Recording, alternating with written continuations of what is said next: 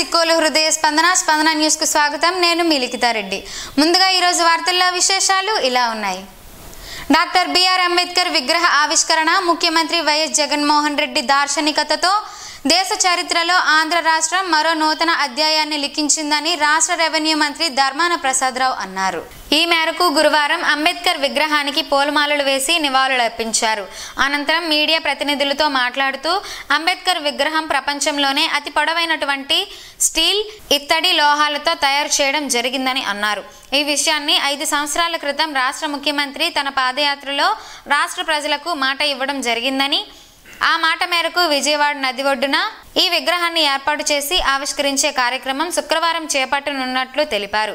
ఈ విగ్రహం భౌతికంగా కనిపించేటటువంటిది కాదని, దేశ ప్రజలందరి హృదయాల్లో చిరస్థాయిగా ఉండాలనే ఉద్దేశంతో ఈ కార్యక్రమాన్ని ఏర్పాటు చేయడం జరిగిందని అన్నారు. భారతదేశాన్ని సరైన మార్గంలో నడిపించడానికి విధానాలను, చట్టాన్ని, రాజ్యాంగాన్ని తయారు చేసినటువంటి మహోన్నతమైన వ్యక్తి అంబేద్కర్ అని కొనియాడారు. ఆ కాలంలో సమాజాన్ని ముందుకు నడిపించడానికి రామాయణాన్ని, భారతాన్ని ప్రామాణికంగా తీసుకునేవారు. కానీ ఆధునిక భారతదేశాన్ని నడిపించడానికి అంబేద్కర్ రాజ్యాంగాన్ని ప్రామాణికంగా తీసుకుంటున్నామని తెలిపారు. శుక్రవారం విజయవాడలో జరగబోయే ఈ కార్యక్రమంలో అన్ని వర్గాల ప్రజలు హాజరయ్యి ఈ కార్యక్రమాన్ని విజయవంతం చేయాలని పిలుపునిచ్చారు. జగనన్న కాలనీల్లో ఇల్లు నిర్మిస్తున్న లబ్ధిదారులకు పావలా వడ్డీకే రుణాలు, ఆపై వడ్డీ భారాన్ని ప్రభుత్వం భరిస్తుందని, ఇలా తొలి దఫా జిల్లాలో అర్హులైన 23,948 మందికి వడ్డీ రీయింబర్స్మెంట్ కింద 2.57 కోట్ల రూపాయలను సీఎం వైఎస్ జగన్ చేతుల మీదుగా విడుదల చేశారని ఇన్ఛార్జ్ కలెక్టర్ ఎం నవీన్ చెప్పారు. తాడేపల్లి క్యాంపు కార్యాలయం నుండి గురువారం వీడియో కాన్ఫరెన్స్ ద్వారా ముఖ్యమంత్రి నవరత్నాలు, పేదలందరికీ ఇల్లు, లబ్ధిదారులకు వడ్డీ రీయింబర్స్మెంట్ అందించే కార్యక్రమంలో ఆయన జిల్లా కలెక్టర్ కార్యాలయం నుండి హాజరయ్యారు. ఈ సందర్భంగా ఇన్ఛార్జ్ కలెక్టర్ నవీన్ మాట్లాడుతూ జిల్లాలో 62,463 మంది లబ్ధిదారులైన వివిధ స్వయం సహాయక సంఘాలలో మహిళలు తమ ఇంటి నిర్మాణం కోసం 35,000 రూపాయల రుణాన్ని తీసుకున్నారని, వారిలో తొలి దశలో 23,948 మందికి వడ్డీ రీయింబర్స్మెంట్ను ఈరోజు అందజేశామని, మిగిలిన వారికి రెండో దశలో అందజేస్తామని అన్నారు. బ్యాంకు నుంచి పొందిన రుణాలకు వడ్డీని కూడా రీయింబర్స్మెంట్ చేయడం పట్ల లబ్ధిదారులు ఆనందం వ్యక్తం చేస్తున్నారని చెప్పారు. ఇంటి నిర్మాణానికి యూనిట్కు 1.80 లక్షల రూపాయలు చొప్పున ఇవ్వడమే కాకుండా ఉచితంగా ఇసుక సరఫరా ద్వారా 15,000 రూపాయలు, సిమెంట్, స్టీలు, మెటల్ ఫ్రేమ్స్, ఇతర నిర్మాణ సామాగ్రిని తక్కువ ధరకే అందించడంతో మరో 40,000 రూపాయలు మేర లబ్ధి కల్పిస్తున్నామని, పావలా వడ్డీకి 35,000 రూపాయలు చొప్పున బ్యాంకు రుణం అందించడం ద్వారా ఇలా మొత్తంగా ఒక్కో లబ్ధిదారులు 2.70 లక్షల చొప్పున లబ్ధి చేకూరిందని ఇన్ఛార్జ్ కలెక్టర్ నవీన్ వివరించారు. ఈ వీడియో కాన్ఫరెన్స్లో జిల్లా గృహ నిర్మాణ సంస్థ ప్రాజెక్ట్ డైరెక్టర్ గణపతిరావు, ఆ శాఖ ఈఈపి రఘురాం, డిప్యూటీ ఈఈలు కె అప్పారావు, జి రమణమూర్తి, పలు మండలాల నుండి లబ్ధిదారులు తదితరులు పాల్గొన్నారు.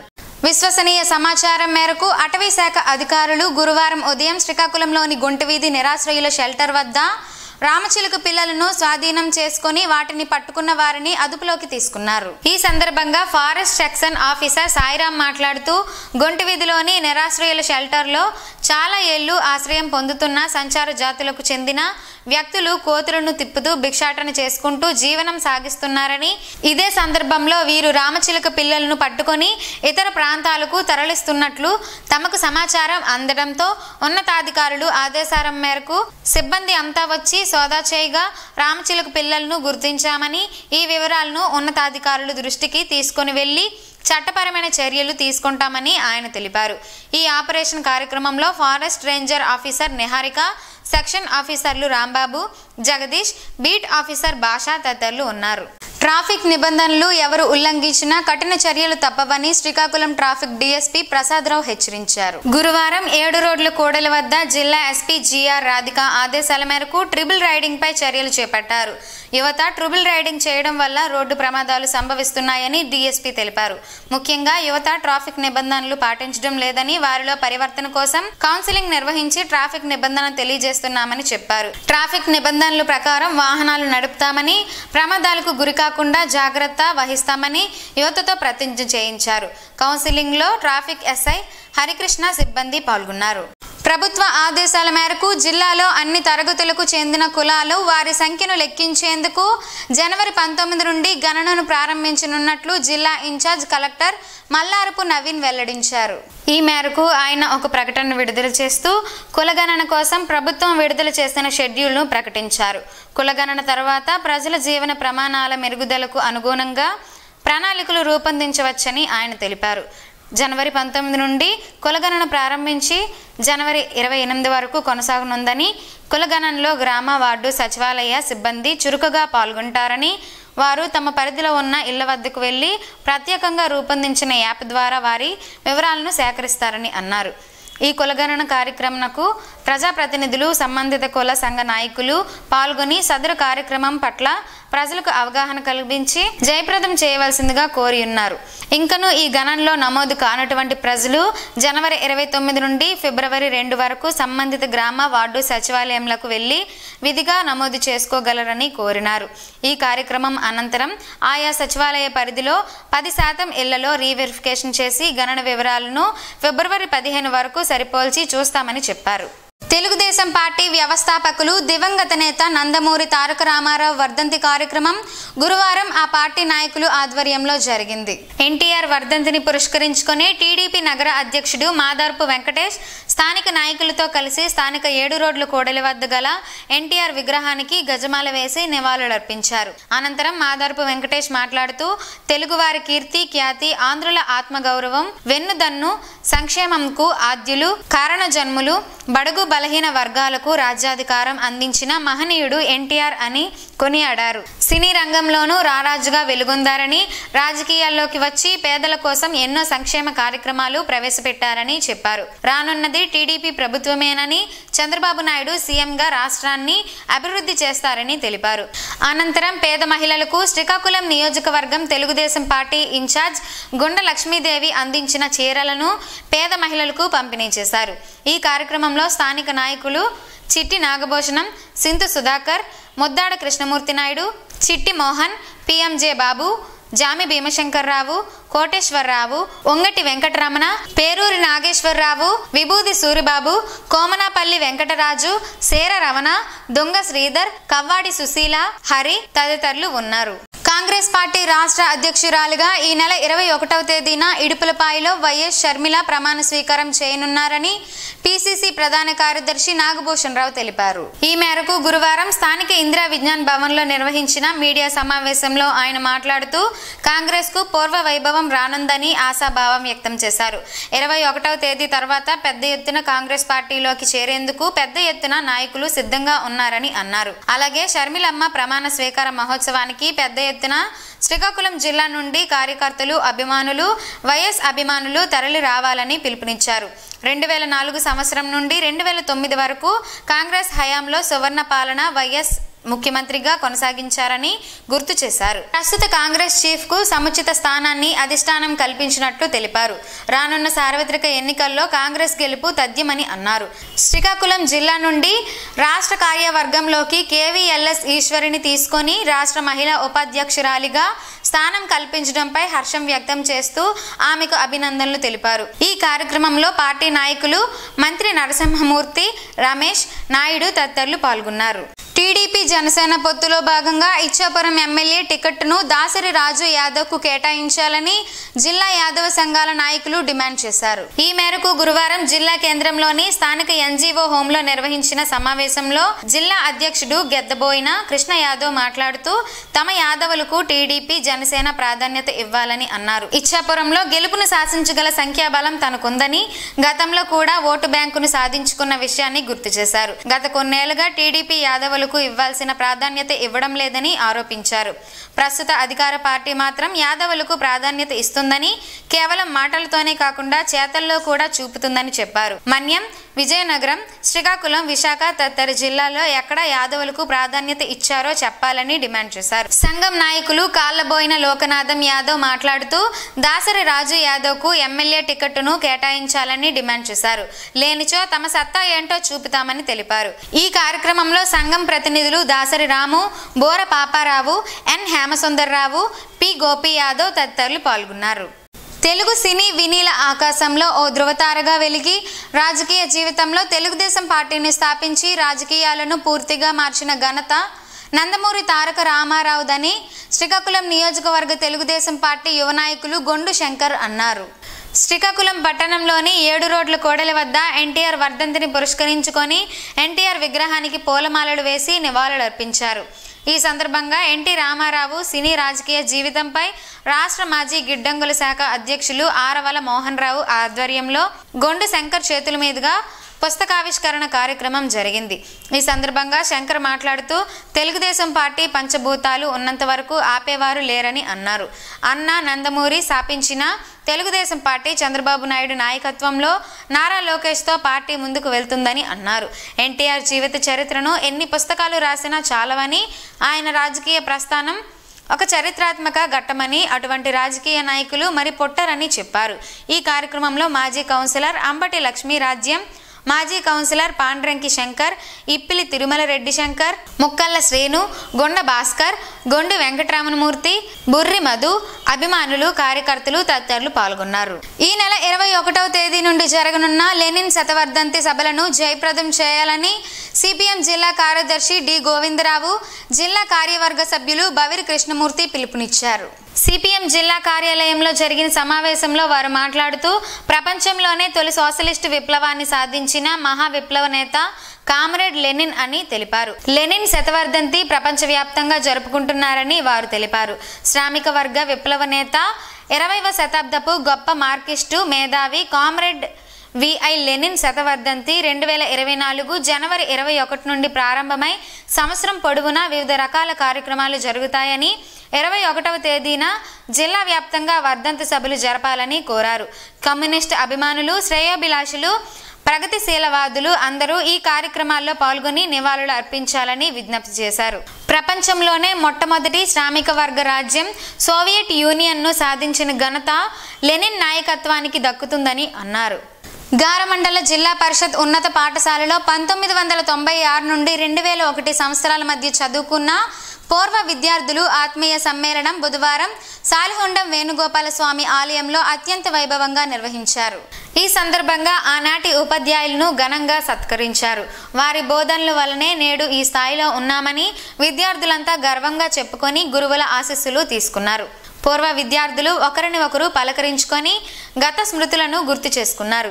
ఇదే మాదిరిగా ప్రతి సంవత్సరం కలుసుకుందామని వాట్సాప్ గ్రూప్ను క్రియేట్ చేసి ఎప్పటికప్పుడు స్నేహితులు యోగక్షేమాలను తెలుసుకునేలా చర్యలు చేపట్టామని విద్యార్థులు తెలిపారు.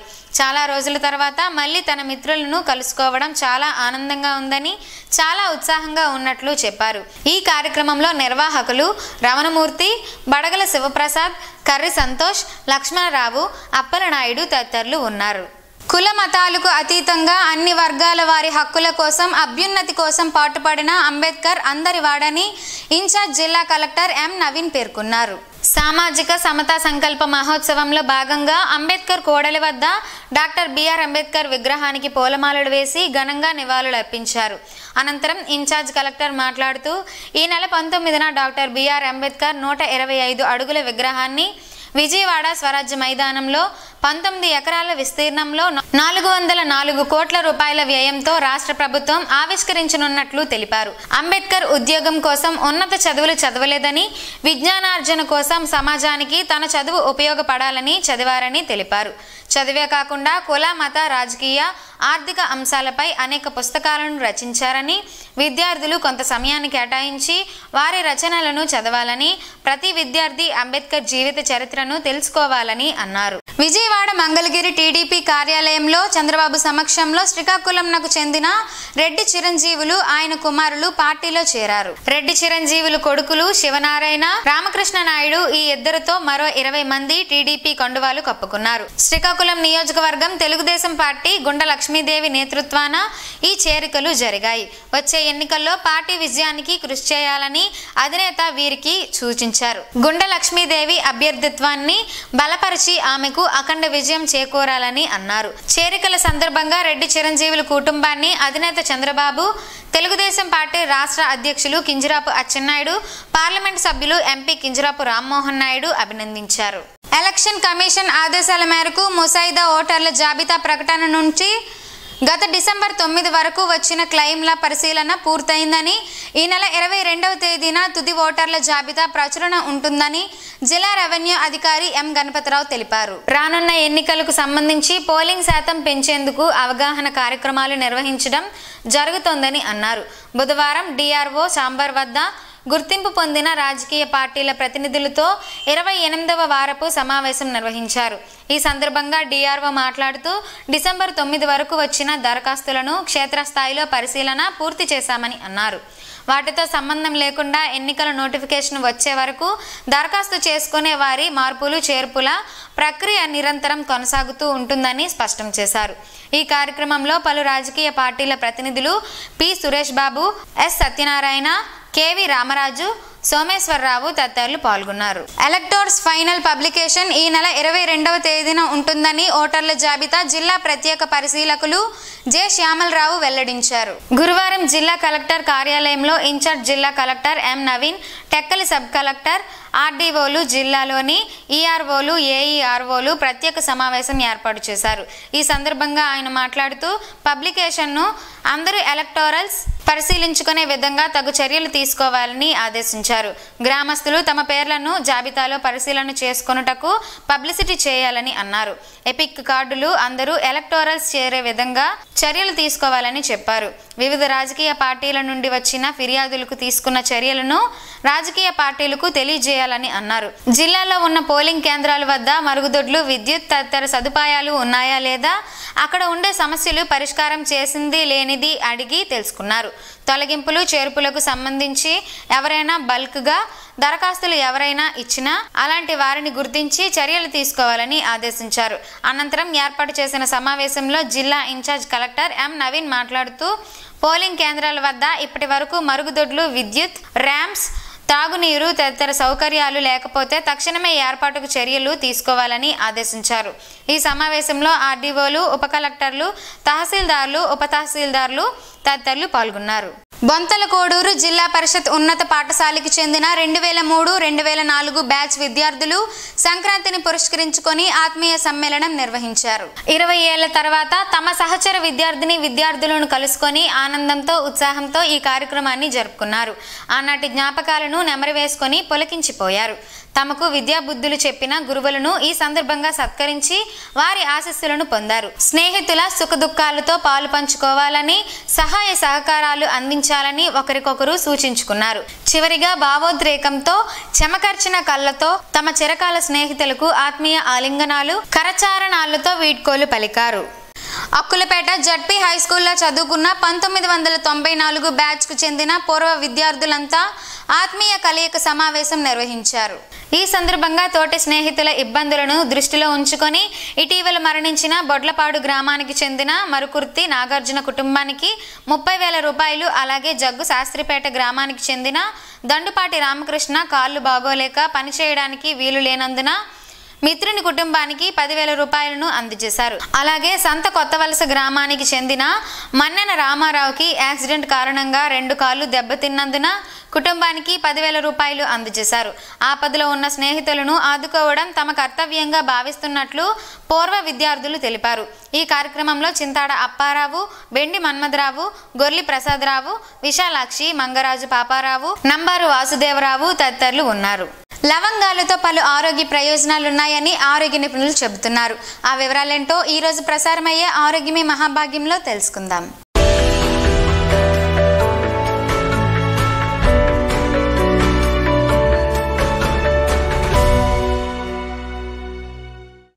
శీతాకాలంలో జలుబు, దగ్గులకు గురవుతుంటారు. ఇక జ్వరం కూడా వస్తుంది. తరచూ అనారోగ్యాలకి గురి కాకుండా ఉండాలంటే ఈ కాలంలో తీసుకునే ఆహారంపై ప్రత్యేక శ్రద్ధ వహించాలి. విటమిన్ సి ఉన్న ఆహారాలని ఎక్కువగా తీసుకోవాలి. లవంగాలను కూడా ఆహారంలో భాగంగా చేసుకుంటే ఆరోగ్యానికి మంచిదని వైద్యులు సూచిస్తున్నారు. లవంగాల వల్ల కలిగే ఆరోగ్య ప్రయోజనాలు ఏంటో తెలుసుకుందాం. శీతాకాలంలో వచ్చే ఇన్ఫెక్షన్లకు వ్యతిరేకంగా పోరాడటంలో లవంగాలు ఎంతో సహాయపడతాయి. చలికాలంలో వచ్చే నొప్పులను తగ్గిస్తాయి. రక్తంలో చక్కెర స్థాయిల్ని కూడా తగ్గకుండా లవంగాలు ఎంతో సహాయపడతాయి. ఈ కాలంలో టీలో, సూప్స్లో లవంగాలు వేసుకొని తాగితే ఆరోగ్యానికి ఎంతో మంచిదని ఆరోగ్య నిపుణులు చెబుతున్నారు.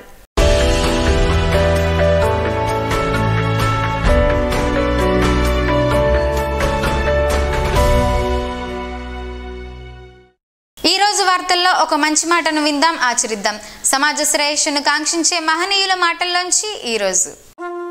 జీవనం గమనం గమ్యం. దుర్వినియోగం చేస్తే హక్కుల్ని కోల్పోతాం. నియంత్రించుకోకపోతే నిన్ను నీవు కోల్పోతావు. బడి నుండి జైలుకు వెళతాడు గాని జైలు నుండి బడికి రాడు. తప్పు నుండి పశ్చాత్తాపానికి వెళ్ళాలి గాని పశ్చాత్తాపం నుండి తప్పుకు రాకూడదు. ఓం శ్రీ గాయత్ర్యై నమః. స్పందన ప్రేక్షకుల కోసం స్పందన న్యూస్ ఇప్పుడు యూట్యూబ్లో అందుబాటులో ఉంచడమైంది. SDV స్పేస్ స్పందన అని టైప్ చేసి వీక్షకులు తమ అనుకూల సమయంలో న్యూస్ని వీక్షించగలరు. ఇంతటితో ఈ వార్తలు సమాప్తం. మరలా ప్రసారమయ్యే స్పందన న్యూస్లో కలుసుకుందాం. అంతవరకు సెలవు. నమస్కారం. మీ మాటే మా బాట.